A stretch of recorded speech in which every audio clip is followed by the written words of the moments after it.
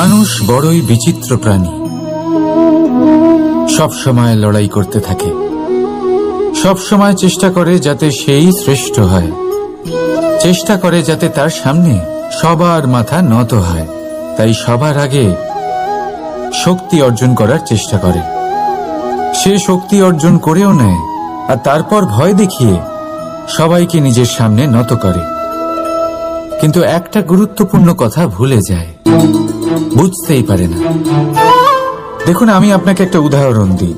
আপনি নিশ্চয়ই বৃক্ষ এবং তার ডালপালা দেখেছেন, যা ফলের ভারে নিচু হয়ে যায়।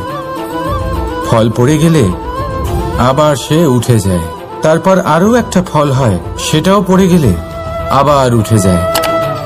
সর্বদা নত থাকে না। কখনো হাঁটতে গিয়ে আপনি নিশ্চয়ই দেখে থাকবেন যে আপনার পা কোনো ফুলের ওপরে পড়লে তা নত হয়ে যায়, কিন্তু যেই আপনি পা সরাবেন সেই ফুল আবার উঠে দাঁড়ায়। একটা অত্যন্ত গুরুত্বপূর্ণ কথা মনে রাখবেন, যে শির ভয়ভীত হয়ে আপনার সামনে নত হয়, সেই শিরই বিরোধিতা করতে সবার আগে দাঁড়াবে। আপনি জিতে নিন, সবাইকে জিতে নিন, কিন্তু ক্ষমতার দ্বারা নয়। তাদের জিতুন প্রেমের সাহায্যে। রাধা রাধা। ঈশ্বর লতা পাতাকে দাঁড়িয়ে থাকার শক্তি দেননি, ঈশ্বর এই শক্তি দিয়েছেন বৃক্ষকে। এই লতা পাতা বৃক্ষের সাহায্যে দাঁড়িয়ে থাকে, তাতেই বিকশিত হয়। এবার এই লতা পাতা দুই ধরনের হয়। প্রথম সে যে এই বৃক্ষতে বিকশিত হয়, ফুল ফুটিয়ে তোলে, নিজেকেও সুন্দর বানায়, বৃক্ষকেও সুন্দর বানিয়ে তোলে। দ্বিতীয় সে যে বৃক্ষকে পুরোপুরি শুকিয়ে দেয়, তার প্রাণ শক্তি তার থেকে কেড়ে নেয়, আর শেষে নিজেও ধ্বংস হয়ে যায়। তাই মনে রাখবেন, যে ব্যক্তি সব সময় আপনার সাথে থাকে, সব সময় আপনার সম্বল হয়ে থাকে, সব সময় সে আপনাকে সাহায্য করে, আর যদি আপনি তার সাথে ছলনা করেন, আপনার অন্ত নিশ্চিত। এরকম কখনো করবেন না। সেই ব্যক্তিকে ভালোবাসা দিন, সম্মান দিন, আর আমার সাথে প্রসন্ন হয়ে বলুন, রাধা রাধা। কখনো আপনি কোনো কুমোরকে দেখেছেন যারা মাটির পাত্র বানায়? প্রথমে সে ভিজে মাটি মাখে, তারপর তাকে গড়ে, তারপর তাকে চাকায় দিয়ে সঠিক আকার দেয়। যদি আকার ঠিক না হয় তা তক্ষুনি ঠিক করে দেয়, কারণ সে এটা জানে যে একবার এটা আগুনের তাপে দিয়ে দিলে, একবার এটা শুকিয়ে গেলে তারপরে এর আকার কখনোই বদলানো যায় না। এখানে লুকিয়ে আছে একটা শিক্ষা, সমস্ত মাতা পিতার জন্য একটা শিক্ষা। মাতা পিতাও তো এরকমই হন। তাদের নিজেদের সন্তানকে সঠিক সময় মতো শ্রেষ্ঠ শিক্ষা দেওয়া উচিত। মাতা পিতা যেন কখনো তাদের বিধাতা না হতে চান, কিন্তু প্রতিটা মুহূর্তে সবসময় চেষ্টা করুন তাদের সঠিক পথ দেখানো। কখনো কোমলতা দিয়ে, কখনো ভালোবাসা দিয়ে, আর কখনো কঠোর হয়ে। তার জীবনকে, তার ব্যক্তিত্বকে আকার দেওয়ার চেষ্টা করুন। কারণ যেমন মাটি একবার শুকিয়ে গেলে তারপর সেই পাত্রের আকার বদলানো যায় না, ঠিক সেইভাবেই আয়ুর বৃদ্ধির সাথে সন্তানের শিক্ষা কখনোই বদলানো যায় না। তা মনে রাখবেন। রাধা রাধা। আপনি কি কখনো কোনো প্রজাপতি দেখেছেন? ভালো নিশ্চয়ই লাগে। আসলে প্রজাপতি কার না ভালো লাগে?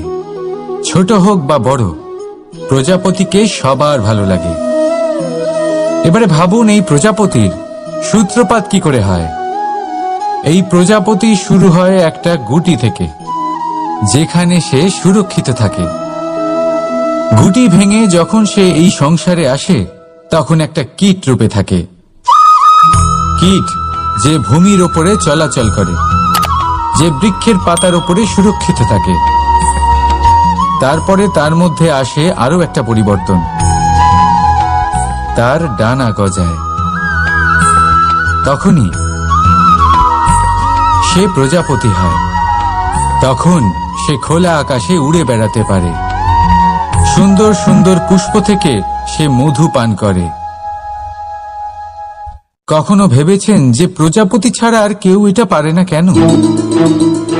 কারণ সে সেই গুটি থেকে বেরোতে পারে। যদি সে সেই গুটি থেকে নাই বেরোতো, সে উড়তেই পারত না, কখনো প্রজাপতি হতেই পারত না। আমাদের সাথেও ঠিক এটাই হয়। আমরা সবসময় সেখানেই থাকতে চাই যেখানে আমরা সুরক্ষিত থাকি। সেই সুরক্ষা চক্রেই আমরা থাকতে চাই, কিন্তু এই বিকাশ সুরক্ষা সীমা পার হওয়ার পরেই অর্জন করা যায়। তাই যদি আপনি জীবনে বড় কিছু রাধা রাধা, আমাদের কোনো স্থানে পৌঁছতে গেলে একটা মাধ্যমের প্রয়োজন হয়। কিছু মানুষ এই মাধ্যমকে রাস্তা বলে, কেউ পথ বলে, আবার কেউ বলে সরণি। মানুষ নিজের লক্ষ্যে পৌঁছানোর জন্য এই পথেরই খোঁজে থাকে, কিন্তু মানুষ একটা কথা বুঝতে পারে না, যে এই পথে এগোতে গেলে এই পথকে পিছনে ঠেলাও অত্যন্ত প্রয়োজন। যদি এটা করার ক্ষমতা আপনার না থাকে, তাহলে আপনার পথ আপনাকে লক্ষ্যে পৌঁছতে দেবে না। দ্বিতীয় কথা, যদি নিরন্তর চেষ্টা আপনি করতে পারেন, যদি সেই ক্ষমতা আপনার মধ্যে থাকে, তাহলে আপনি যখন চাইবেন, যেখানে চাইবেন, নিজের পথ নিজেই বানাতে পারবেন। রাধা রাধা। আমাদের সব থেকে ভালো লাগে বিজয়, সব থেকে অপ্রিয় হলো পরাজয়। কিন্তু আপনাকে একটা কথা বলে দিই, হার নামক কোনো পরিণাম হয়ই না। যাই পরীক্ষা থাকুক না কেন, হয় সেটা জয়তে পরিবর্তিত হয়, নয় সেটা আমাদের কোনো শিক্ষা দিয়ে যায়। তাই কোনো কিছু নতুন শুরু করার আগে কখনো সংকোচ করবেন না। হয় জয় আপনাকে বিজয়ীর মালা পরাবে, নয়তো এই হার আপনাকে অমূল্য কিছু শিখিয়ে যাবে। রাধা রাধা। এই ছোট কাঠের ডাল দেখতে পাচ্ছেন আপনি?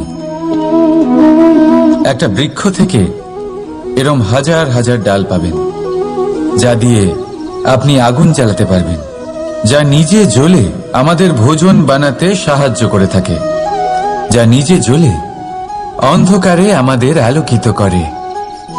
যদি এটাই অন্যভাবে দেখা যায়, তাহলে এমনই এক ছোট্ট ডালের টুকরো একটা ছোট্ট ফুলকিতেই নিজের সাথে হাজার হাজার বৃক্ষ জ্বালিয়ে দিতে পারে।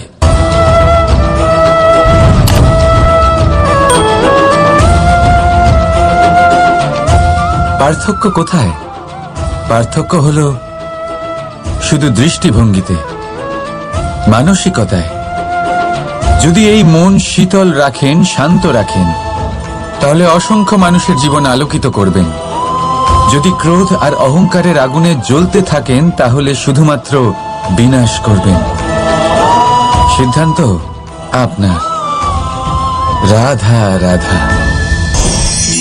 আজ বিজয়া দশমী, সেই দিন যবে শ্রীরাম রাবণকে বধ করেছিলেন। এ হলো সেই দিন যেদিন শ্রীরাম লঙ্কা জয় করেছিলেন।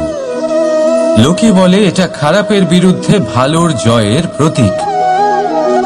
এটাকে দেখার আরো একটা দিক আছে। আগে হ্যাঁ, এটা ভালোবাসার জয়ের প্রতীক, এটা পরিবারের জয়ের প্রতীক। আপনি তো নিশ্চয়ই জানেন যে রাবণ মহাজ্ঞানী ছিল, মহা শক্তিশালী ছিল, মহাদেবের পরম ভক্ত ছিল রাবণ। এবার যে ব্যক্তি কৈলাস পর্বত তুলতে পারত, সেই ব্যক্তি নিজে এক কাটা বৃক্ষের মতো শ্রীরামের চরণে পড়েছিল। তো বাধা আপনি অতিক্রম করবেন। রাধা রাধা। আপনি কি কখনো শুনেছেন হরিণ সিংহের থেকে পালানোর বদলে তার সাথে লড়াই করেছে? হরিণ সিংহকে আক্রমণ করেছে, কখনো শুনেছেন? কখনো না। কিন্তু এরকম হতেই পারে, এরকম হয়েই থাকে। আর এটা তখনই হয় যখন হরিণের শাবক বিপদে পড়ে। যখন তার সিংহের কবলে পড়ার ভয় থাকে তখন হরিণীও এসে সিংহের সাথে লড়াই করতে থাকে, কারণ সে একজন মা, আর মা তার সন্তানের জন্য সবকিছু করতে পারে। এ হলো মায়ের স্নেহ, যেটা যত নরম হতে পারে ঠিক ততটাই কঠোরও হতে পারে। আর তার সন্তানের মঙ্গলের জন্য সে ক্রোধের সমস্ত সীমা পার করে তার সন্তানকে রক্ষা করেই ছাড়বে। আর সেই জন্যই তো মাকে সন্তানের জীবনে সব থেকে বড় ঢাল বলা হয়। এই মাকে আমার শত কোটি প্রণাম। রাধা রাধা। কামবোধ, এটাই আপনার অন্তরের প্রথম শত্রু। বেশিরভাগ মানুষই কামবোধ বলতে লালসা বোঝেন, কিন্তু এটা সম্পূর্ণ সত্য নয়। কামের আসল অর্থ হল কামনা। এটা খুবই সহজ ব্যাপার। মনুষ্য শরীর থাকলে, মানুষের মন থাকলে এই কামনা অবশ্যই থাকবে। এবার এটাই দেখতে হবে যে এই কামনা নেতিবাচক কামনা নাকি ইতিবাচক কামনা। অন্য কারোর জিনিসে নজর দেওয়া, অন্য কোনো মানুষের উপর নজর দেওয়া, কোনো অনুচিত বস্তুর দিকে নজর দেওয়া, এই নেতিবাচক কামনা। আর এই দুষ্কামনা মানুষকে দিয়ে অপকর্ম করাবেই করাবে। তাই মনে রাখবেন, যে ব্যক্তি নিজের কামনাকে নিয়ন্ত্রণে রাখতে পারেন তিনি সঠিক পথেও থাকেন, সঠিক লক্ষ্যে পৌঁছতেও পারেন।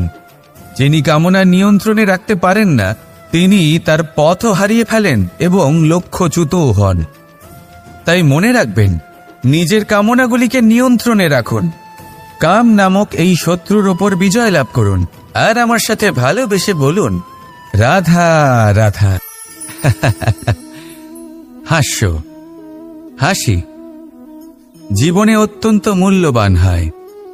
কথায় আছে যে হাসি এবং হাস্য আমাদের জীবনে ওষুধের মতো কাজ করে, আমাদের সুস্থ রাখে, আমাদের জীবনের অনুভূতিগুলিকে আরো সুন্দর করে তোলে। কিন্তু প্রত্যেক ওষুধের মতোই এর সাথেও এটাই হয়। প্রত্যেক ওষুধ সঠিক সময়ে, সঠিক মাত্রায়, সঠিকভাবে গ্রহণ করতে হয়। যদি এরকম না হয় তাহলে এই ঔষধও শরীরের ক্ষতি করে দিতে পারে।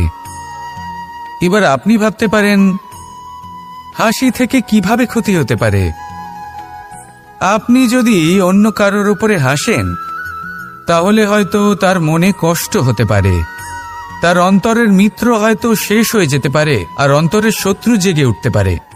কিন্তু এটাই যদি আমরা সকলকে সাথে এনে সকলের সাথে হাসি, তাহলে হয়তো আমাদের অন্তরের এই হৃদয়ের ভেতরে লুকিয়ে থাকা যে শত্রু তা শেষ হয়ে যেতে পারে, আর অন্তরের বন্ধুসত্তা প্রকাশিত হতে পারে।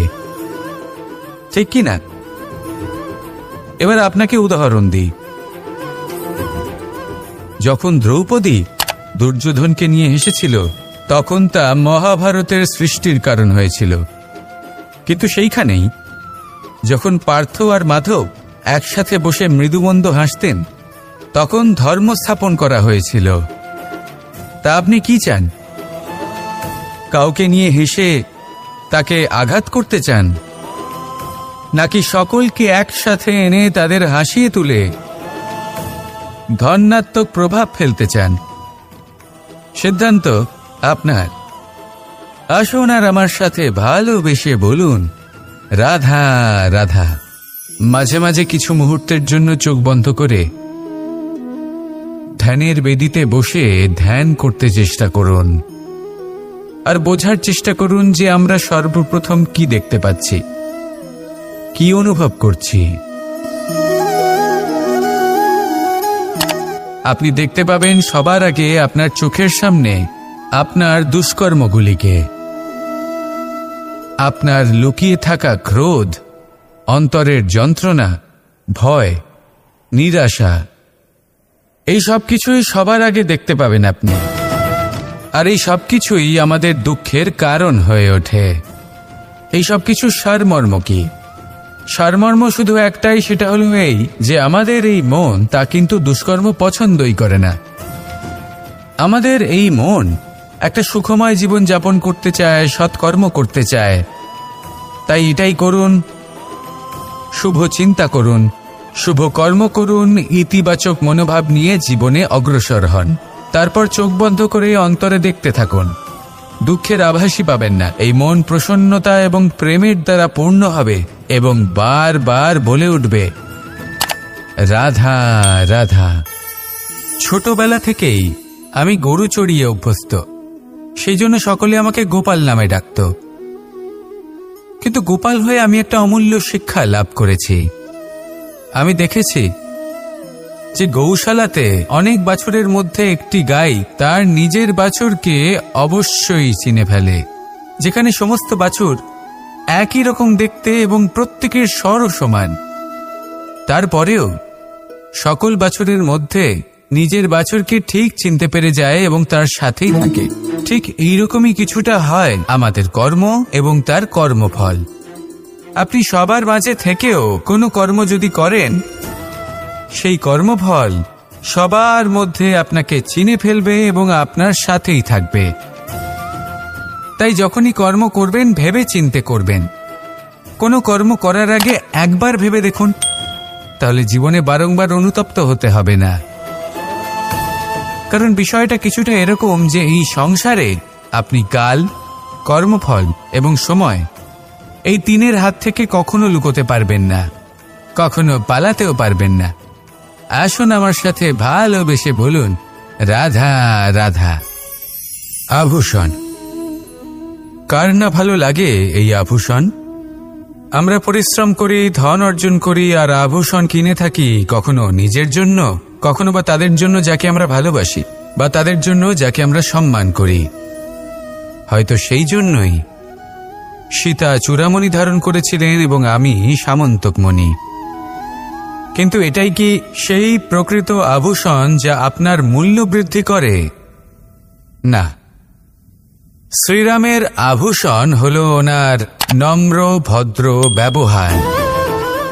মাতা সীতার আভূষণ হল ওনার সততা, ওনার নিষ্ঠা, ওনার ত্যাগ। অর্জুনের আভূষণ ছিল ওনার একাগ্রতা। রাধার আভূষণ ওনার প্রেম। এই আভূষণ কোথাও নেই, আপনার মনে আছে। যদি আপনার মনে মিষ্টতা থাকে, তা শান্ত হয়, তাতে সততা থাকে, নিষ্ঠা থাকে এবং প্রেম থাকে, তাহলে আপনার অন্য আর কোনো আভূষণের কোনো প্রয়োজন নেই। আপনি যতই ভিড়ের মাঝে থাকুন, আপনার ঔজ্জ্বল্য চোখে পড়বে। আসুন আর আমার সাথে ভালোবেসে বলুন, রাধা রাধা। সুখ এবং দুঃখ, এই দুই হলো আমাদের জীবনের অবশ্যম্ভাবী এবং গুরুত্বপূর্ণ অঙ্গ। আমাদের সকলের জীবনে কখনো সুখও আসে, আবার কখনো দুঃখও আসে। আমরা সবসময় ভাবি আমরা কিভাবে সুখ লাভ করব, কিভাবে আমরা দুঃখ থেকে দূরে থাকতে পারি। আর এই জীবনে যা কিছুই ঘটুক না কেন, সেই সব কিছু আমরা সুখ এবং দুঃখের মাপদণ্ডে মেপে থাকি। এবার এখানে একটা ছোট্ট বিষয় আছে। এটা ভেবে দেখতে হবে যে কে আসলে সুখী ব্যক্তি। সুখী ব্যক্তি হলেন তিনি যিনি নিজের জীবনে নিজের কর্মের বিশ্লেষণ করে থাকেন, সেই বুঝে পদক্ষেপ নেন। উনি কি করতে চলেছেন সেটা উনি জানেন। আর যদি ওনার কোনো দোষ থাকে বা ভুল থাকে, তাহলে সেগুলো শুধরে নিয়ে এগিয়ে চলেন। সেই জন্য উনি সুখী হন। অন্যদিকে যে ব্যক্তি দুঃখী, তিনি কি করেন? তিনি নিজের উপর নয়, অন্যের উপর নিজের নজর রাখেন যে তিনি কি করছেন, কিভাবে কর্ম করছেন। ওনারা অন্যের নিন্দা করেন, অন্যের সাফল্য দেখে ঈর্ষা করেন, ক্রুদ্ধ হয়ে যান, ওনাদের বাধা দিতে চেষ্টা করেন। সেই জন্যই তো ওনারা দুঃখী হন। এই সংসারে এমন অনেক ব্যক্তি আছেন যারা এই কারণে দুঃখী নন যে তাদের জীবনে দুঃখ আছে। তারা এই কারণে দুঃখ পান কারণ অন্যের জীবন অনেক বেশি সুখের। দেখুন, শেষ পর্যন্ত আপনাকে নিজের কর্মের প্রতি মনোসংযোগ করতেই হবে, অন্যের প্রতি নয়। কারণ আপনার জীবনে আপনার কর্ম হলো এমন একটা জিনিস যা আপনার নিয়ন্ত্রণে আছে। নিরন্তর চেষ্টা করতে থাকুন, নিজের কর্মকে বুঝতে শিখুন, শুধরে নিন, নিজেকে শ্রেষ্ঠ করে তুলুন।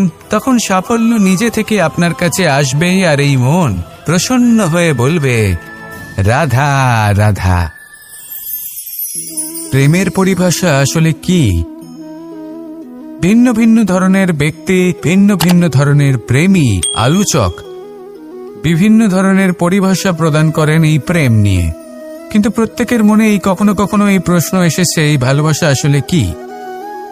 নিজের প্রিয়তমকে জয় করাই কি প্রেম? চার হাত এক হয়ে যাবার নামই কি প্রেম? নিজের আবেগ ব্যক্ত করাই কি ভালোবাসা? না, প্রেমের অর্থ কাউকে লাভ করা নয়, বরং তার মাঝে বিলীন হয়ে যাওয়া। যদি কারোর হাত ধরে থাকি, তাহলে আজীবন তার সাথে পথ চলা হলো প্রেম। প্রেম শুধুমাত্র সেটা নয় যা প্রেমী আর প্রেমিকার কেশদামে মালা বেঁধে দেয়। মাতা পিতার জন্য দিনরাত পরিশ্রম করা, নিজের পরিবারের জন্য দিনরাত পরিশ্রম করা, সেটাও প্রেম। নিজের বন্ধুদের জন্য, আপনজনের জন্য সবকিছু উজাড় করে দেওয়ার নাম হলো ভালোবাসা। নিজের মাতৃভূমির জন্য সাহসের সাথে লড়াই করা এবং আনন্দে নিজের জীবন ত্যাগ করে দেওয়াও কিন্তু প্রেমের নামান্তর।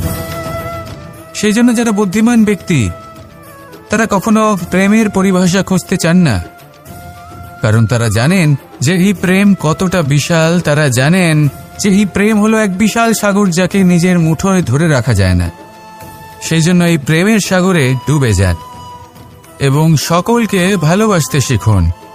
যদি সবাইকে ভালোবাসতে পারেন, তাহলে তাদেরও কল্যাণ হবে যারা আপনাকে ভালোবাসে, তাদেরও কল্যাণ হবে যাদেরকে আপনি ভালোবাসেন, আর আপনারও কল্যাণ হবে। আর তখন এই মন ভালোবেসে বলবে, রাধা রাধা।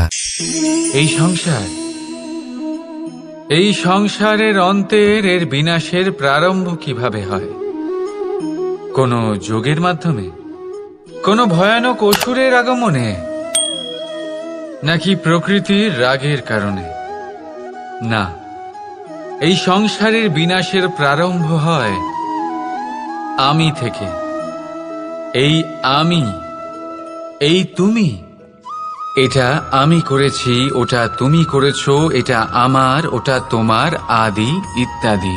এই ভাব যখন মনে বাসা বেঁধে নেয়, সর্বপ্রথম ঘর ভাগ হয়, তারপর বসতি, তারপর প্রাণ, আর তারপর দেশ, আর সবার শেষে সমস্ত সংসার ভাগ হয়ে যায়। আর এই ভাগ হয়ে যাওয়া শেষে মনোমালিন্যে পরিণত হয়। এখন এমত অবস্থায় কি করা যেতে পারে? কিভাবে বাঁচা যায় এই পরিস্থিতির থেকে? কিভাবে দূরে থাকা যায় এই বিনাশের থেকে? উত্তর সেই একটাই, করুণা। একে অপরের দরকারগুলি বুঝুন, একে অপরের সমস্যাগুলি বুঝুন, একে অপরের দুঃখের সাথী হয়ে দাঁড়ান, একে অপরের সুখের ভাগীদার হন। আর শেষে যখন এই আমি আমরাতে পরিণত হবে, তখন এই বিনাশ নিজে থেকেই দূরে চলে যাবে। তাহলে আমরাতে বিশ্বাস করতে শিখুন, আর আমার সাথে ভালোবেসে বলুন, রাধা রাধা। আপনি এমন অনেক মানুষকে দেখে থাকবেন যারা এই সংসার ত্যাগ করেছেন, নিজেদের ঘর বাড়ি সমস্ত সম্পর্ক ছেড়েছেন, বেরিয়ে পড়েছেন শুধুমাত্র ঈশ্বরের খোঁজে। মন দিয়ে সেবা করেছেন, কিন্তু তাও ওনারা কখনো ঈশ্বরের দর্শন পাননি। উল্টে মনে অসন্তুষ্টি আরো বেড়ে গেছে। কেন হয় এমনটা? একটা গুরুত্বপূর্ণ কথা মনে রাখবেন, সেই ঈশ্বরই আনন্দ। ধ্যানের অর্থ হলো মনে আনন্দের জাগরণ করা, আর সেবার অর্থ হলো সেই আনন্দকে সবার মধ্যে ভাগ করা। তাহলে যদি আনন্দকে জাগ্রত করো আর সবার মাঝে ভাগ করে দাও, তাহলেই ঈশ্বররূপী আনন্দ তুমি অবশ্যই পাবে। রাধা রাধা। যদি আমাদের জীবনে কোনো শিল্পই না থাকে, তাহলে আমাদের জীবনটাই নীরস হয়ে যাবে। এখন যদি সবাইকে আমি জিজ্ঞেস করি সব থেকে বড় শিল্প কি, তো কেউ বলবে চিত্রশিল্প, কারণ তা ওনার মনকে আনন্দ দেয়। কেউ বলবে যুদ্ধ শিল্প, কারণ তাতে বিজয় প্রাপ্ত হয়। কেউ বলবে ভবন নির্মাণ শিল্প, কারণ তাতে ছাদ পাওয়া যায়। কেউ বলবে সঙ্গীত শিল্প, কেউ বলবে নৃত্য শিল্প, কেউ বলবে অভিনয় শিল্প আদি ইত্যাদি। কিন্তু এই কথা নিয়ে বিবাদ করা অনুচিত, হতেই পারে না। কারণ প্রত্যেক ব্যক্তির নিজস্ব চিন্তাধারা এবং নিজস্ব দৃষ্টিভঙ্গি থাকে। শুধু একটা কথা আছে, একটা বিশেষ বিষয় যা সব শিল্পতেই পাওয়া যায়, মনকে প্রভাবিত করার গুণ। তো সব থেকে বড় শিল্প সেটা যা মনকে প্রভাবিত করে, আর সব থেকে বড় শিল্পী সে যে অন্যের মনে প্রবেশ করে। যার কাছে এই গুণ আছে সে সব থেকে বড় শিল্পী হবেন। যদি এই সংসার রঙ্গমঞ্চ হয়, তাহলে আমরা এই রঙ্গমঞ্চের শিল্পী। আর এখানেও সব থেকে বড় শিল্পী সেই হবে যে অন্যের মনে প্রবেশ করে সেখানে ঘর বাঁধতে পারে। আর এই মন অবধি পৌঁছনোর সিঁড়ি হল 2.5 অক্ষরের শব্দ, প্রেম। তাহলে প্রেম করতে থাকুন, প্রভাব বিস্তার করুন। রাধা রাধা। সূর্য আর চন্দ্র দুজনেই আকাশের অমিত চিহ্ন, দুজনেই প্রকাশ বিস্তার করে, কিন্তু সবসময় দুজনের তুলনা করা হয়। কে অধিক শীতল আর কে অধিক তীব্র, কে অধিক তেজবান আর কে অধিক শান্তিপ্রিয়। এবার এই তুলনা করা কি উচিত কাজ? কখনোই না। কারণ এই দুজনেই যতই প্রকাশপুঞ্জ হোক, কিন্তু এই দুজনেই ভিন্ন। দুজনেরই নিজের নিজের মাহাত্ম্য আছে, আর দুজনেরই নিজস্ব সময় আছে আলোকিত হওয়ার। তাই এদের তুলনা করা অনুচিত। ঠিক সেইভাবেই আমাদের জীবনেও তুলনা করা অনুচিত হবে। নিজের তুলনা অন্য কারোর সাথে কখনো করবেন না। আর যদি অন্য কেউ আপনার তুলনা অন্য কারোর সাথে করে, তাতে মন দেবেন না। কারণ এই তুলনা থেকে নিজেকে হীন ভেবে নেওয়া আপনার জন্য ক্ষতিকর। এটা আপনার জন্য লাভজনক নয়। শুধু চেষ্টা করতে থাকুন, নিজেকে বিস্তার করতে থাকুন, আর অপেক্ষা করুন সঠিক সময়ে। কারণ সঠিক সময় আসলে আপনি নিজের গুণ, নিজের দক্ষতা অবশ্যই দেখাতে পারবেন। রাধা রাধা। জীবনে সবাই মহান হতে চায়, সবাই বড় হতে চায়, কিন্তু বড় হয় কিভাবে?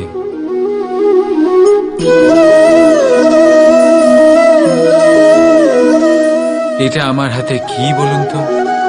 সর্ষে বীজ? না, এটা হলো বটের বীজ। এই বীজ এত ছোট হয় যে সবার সাথে সহজেই মিশে যায়, বড়ই সহজে ধরণীতে মিশে যায়। কিন্তু যখন এটা বৃক্ষরূপে বড় হয়, আর তারপর যখন পড়ে যায়, সমস্ত পরিবেশকে কাঁপিয়ে দেয়। ঠিক এইভাবেই বড় হতে থাকুন, বটের বীজ আর বটের বৃক্ষ। আর যদি জীবনে আপনি সত্যি বড় হতে চান, তবে সর্বপ্রথম নিজের অহংকারকে, নিজের অভিমানকে ছোট করে নিন। এত ছোট যাতে সবার সাথে বসতে পারেন, কিন্তু অন্তর থেকে এত বড় হয়ে যান যাতে যখন আপনি উঠবেন, তখন কেউ যাতে আর বসে না থাকতে পারে। রাধা রাধা।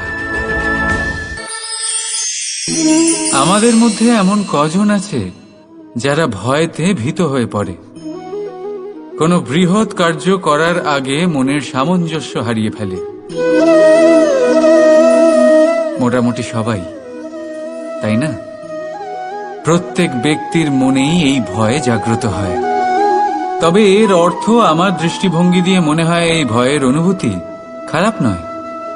কারণ যদি এই অনুভূতি খারাপ হতো, তাহলে কি ঈশ্বর এই অনুভূতি প্রত্যেক প্রাণীকে দিতেন?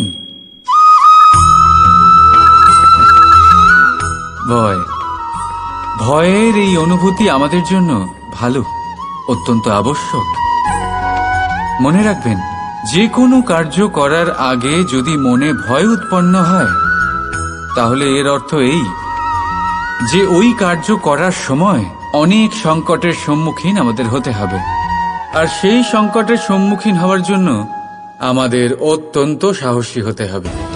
শুধুমাত্র এই কথা মনে রাখবেন, মনে সাহস জুগিয়ে এগিয়ে চলুন এই ভয়ের যাত্রাতে, কারণ এই ভয়ই আপনাকে আপনার লক্ষ্যে পৌঁছতে প্রেরণা যোগাবে, আপনাকে শক্তি প্রদান করবে। তাই এই ভয়ের দ্বারা ভয়ভীত হবেন না, এই ভয়কে জয় করুন আর আমার সাথে ভালোবেসে বলুন, রাধা রাধা।